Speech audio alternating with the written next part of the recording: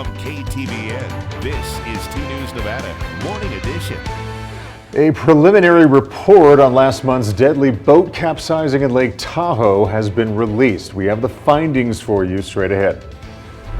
And the city of Reno is working to make West 7th Street safer. Why some residents in the area are skeptical of the idea, coming up.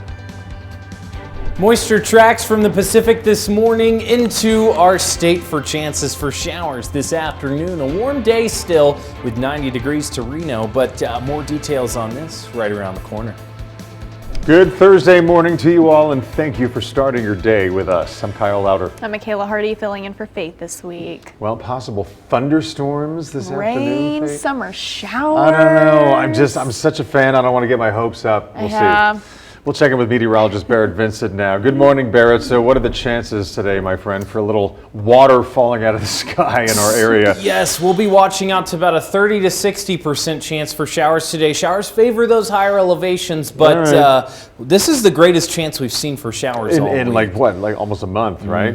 Yes, and our desert, like I said earlier, it needs a drink. Needs a drink. Yes, so hopefully we'll see those showers today. The greatest potential today, and we'll be seeing a pretty active day out there with some showers off the Sierra. Like I said, about a 30 to 60% chance for showers after 2 o'clock today. The greatest chance will be between 5 to 8 p.m. today, with those potential impacts from showers being heavy downpours, outflows, and lightning strikes as highs continue to remain below average. Currents out there in the mid-60s at 64 degrees right now, 90 degrees for the afternoon high today for Reno, with those chances for showers up to a 60% chance today. 60s take over tonight and trend below average the next few days before 90s going into next week. We'll jump right into why we're going to be seeing these showers. That low pressure off of the Pacific Ocean tracks east. This guy's been stalled out so far this week, so it's been circulating around that cooler air, dropping temperatures below average, but you can see that kind of band of moisture rotate around that low.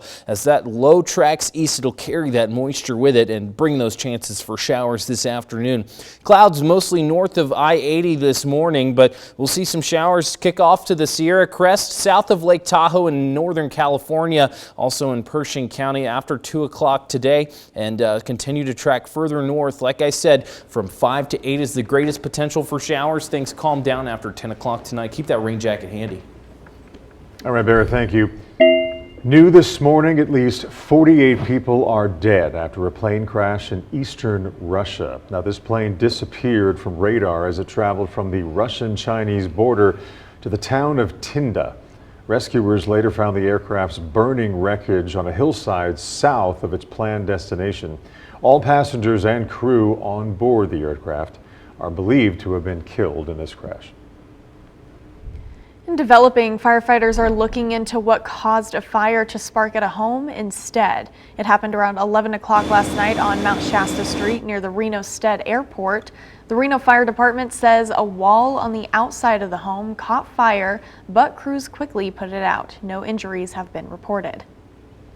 And no one is hurt after a fire broke out in an attic at a home in Sparks. It happened yesterday evening on C Street between Rock Boulevard and 16th Street. Reno firefighters say no one was inside the home when the fire sparked. The cause is still under investigation. And while Reno firefighters battled that blaze, the Sparks Fire Department was busy putting out a fire that impacted 2 homes. Sparks firefighters say yesterday afternoon they responded to Pinewood Drive near Bering Boulevard for a report of a fire. When they got there, they found 2 homes on fire, but they quickly put out the blazes. They don't believe anyone was injured, and they aren't sure as of right now if the people who live in those homes will be displaced. And an update on the Gold Fire burning east of Sparks. It's nearing full containment. It's 95% contained and holding at a little more than 1,200 acres burned. The Bureau of Land Management says crews are continuing to mop up the hotspots. New details on the deadly boat capsizing on Lake Tahoe last month. The National Transportation Safety Board has released a preliminary report saying the boat, called Over the Moon, began filling with water right before the boat capsized. According to the report, one of the survivors told investigators the boat was battered with hail and 8 to 10 foot waves. The report says one person had on a life jacket and handed them out to the other passengers, but no one immediately put them on. The person with the life jacket on survived, along with the other survivor who was hanging onto a personal flotation device. As we've reported, 8 people died in the incident. And a developing story here, the city of Reno is planning to make improvements along West 7th Street. Now, this comes after complaints from neighbors about the number of crashes that have happened in that area over the past few years. So the city of Reno has proposed a plan to have RTC study this road to address the issues and eventually conduct a project to help improve it. But some residents in that area are skeptical because of past failed attempts at making the road safer. They placed boulders here because people have continually run through property. I mean, we do have a new fence along the road because every other month somebody runs through these new fence. The city put a nice flashing 25-mile-per-hour sign a half mile up the road. It worked for like 3 weeks, and everybody speeds through there. So according to a memo from the city's Director of Public Works, the study is scheduled to begin in 2027. In Crime Beat, a man has been sentenced to more than 100 years in prison after pleading guilty to murder. The Washoe County District Attorney's Office says in March of 2022, 35-year-old Julian Hamilton fired into a party bus, killing a 30-year-old woman and hurting 2 other people. He had been in prison before, but only served 4 years.